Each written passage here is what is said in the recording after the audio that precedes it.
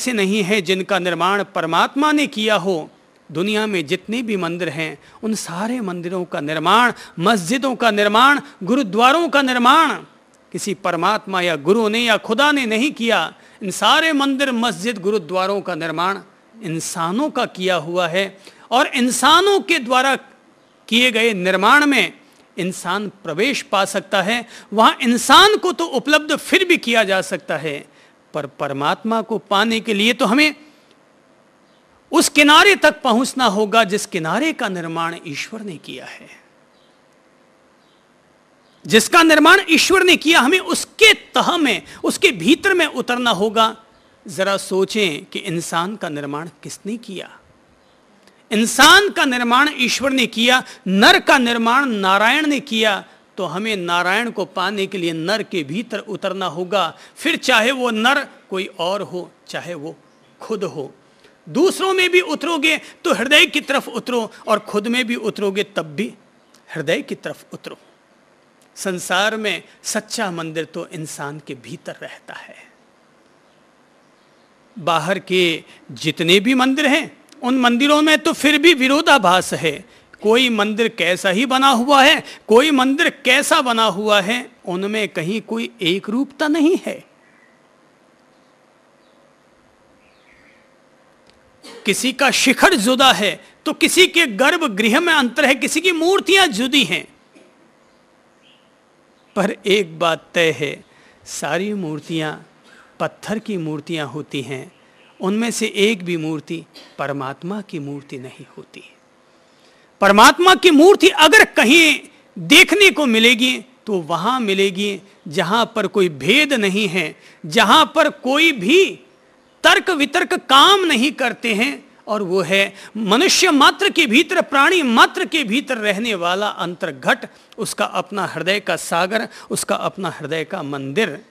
हाँ, दिल में अगर दिलवर दिख जाए, दिल में अगर दिलवर के दीदार हो जाए तो दुनिया के कण कण में भगवान है।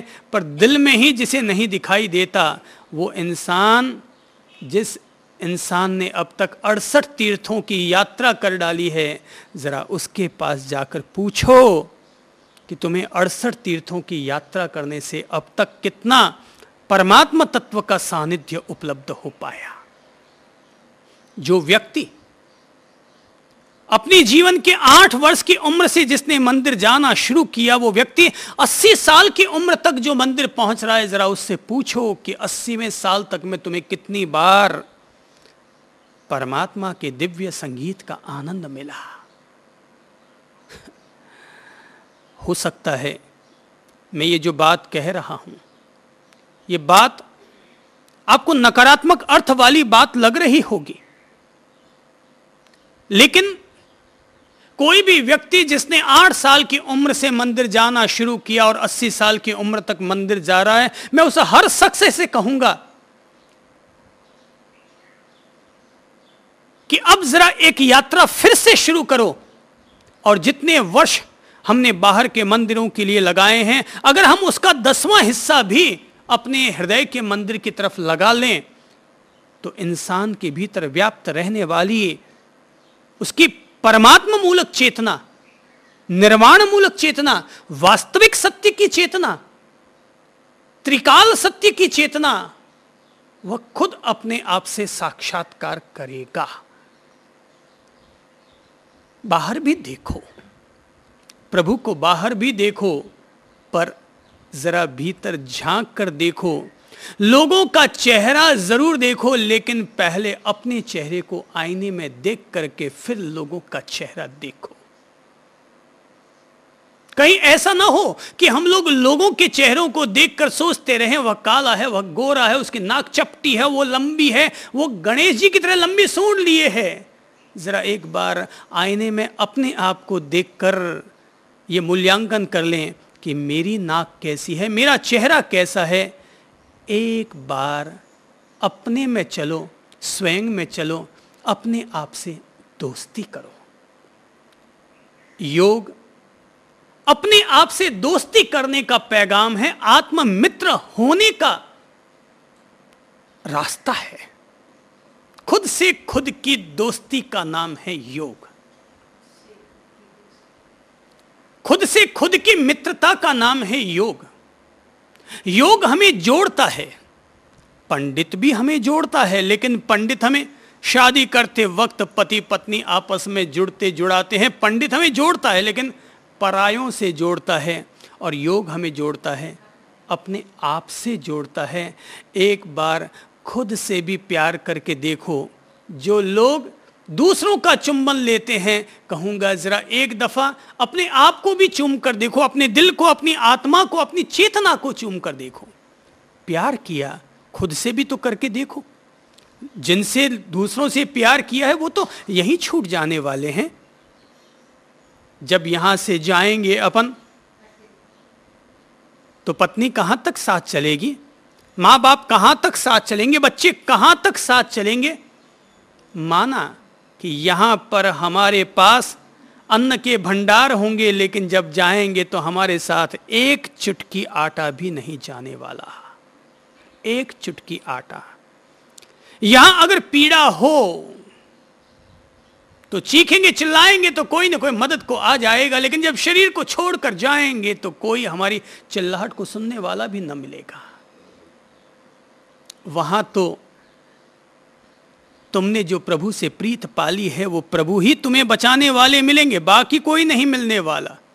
वैसे भी अस्पतालों में कौन किसको बचाने वाला है। 2-4 गोलियां खा लो पर तड़फना तो तुम्हें ही पड़ेगा। भीतर के मंदिर से प्रीत पालें।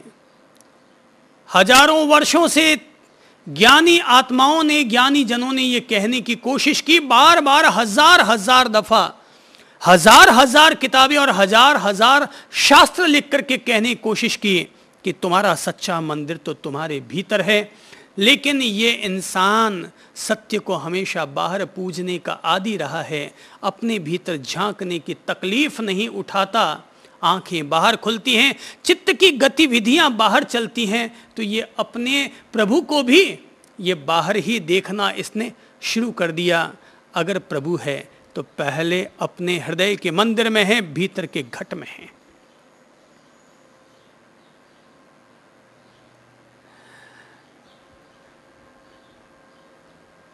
बाहर जो हमारे विचारों का, वासनाओं का, ऊहापोहों का जो कोलाहल चल रहा है दिमाग में, मन में, चित्त में, उसको हम शांत करें तो हम अपने हृदय से जुड़ सकते हैं। हम अपने दिमाग को दिल से जोड़ें तो हम अपने प्रभु से जुड़ सकते हैं। और अगर हम लोग दिमाग की चिंताओं में, दिमाग के ऊहापोहों में, मन की ही आपाधापियों में उलझे रहेंगे तो जिंदगी में कभी धूप कभी छांव नजर आएगी।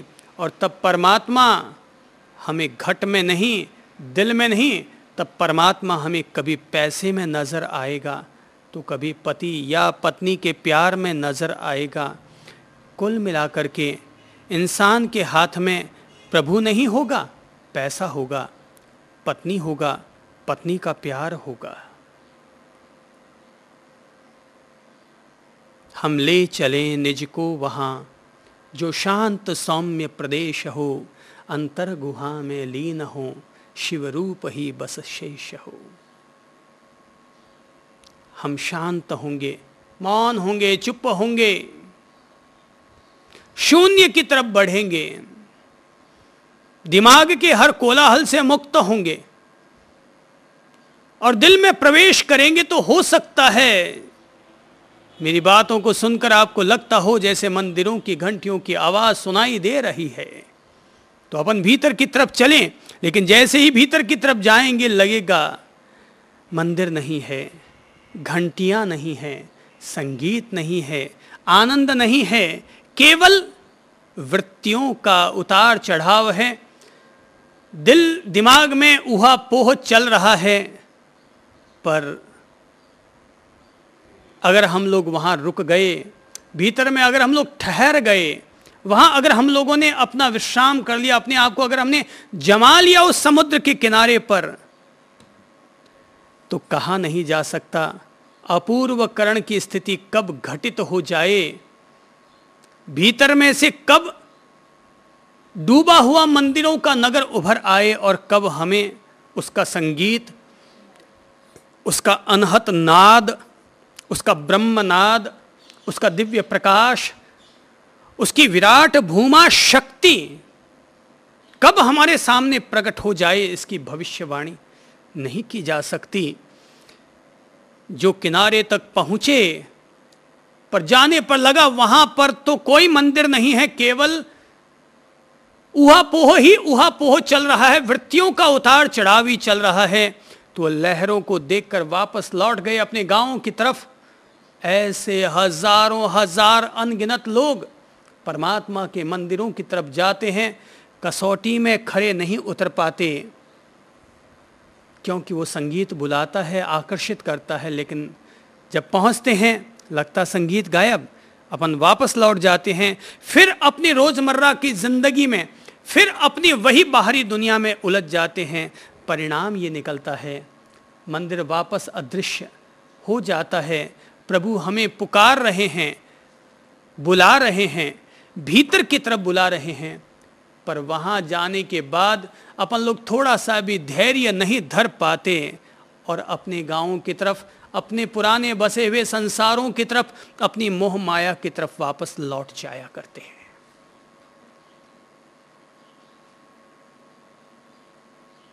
योग सूत्र जो कि हमें नाभि, हृदय और ललाट प्रदेश पर केंद्रित होने की प्रेरणा दे रहा है, कोई यह ना समझे कि नाभि पर हम केंद्रित होकर केवल शरीर तक केंद्रित हो रहे हैं, हृदय तक केंद्रित होकर हम कोई दिल की धड़कन की तक ही हम केंद्रित हो रहे हैं।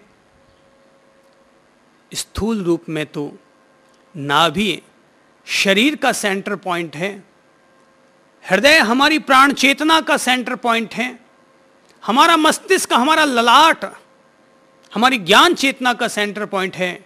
लेकिन मेरी समझ से ये केवल केंद्र नहीं है, ये अपने आप में परमात्मा से जुड़ने के एक छिपे हुए अदृश्य द्वार हैं।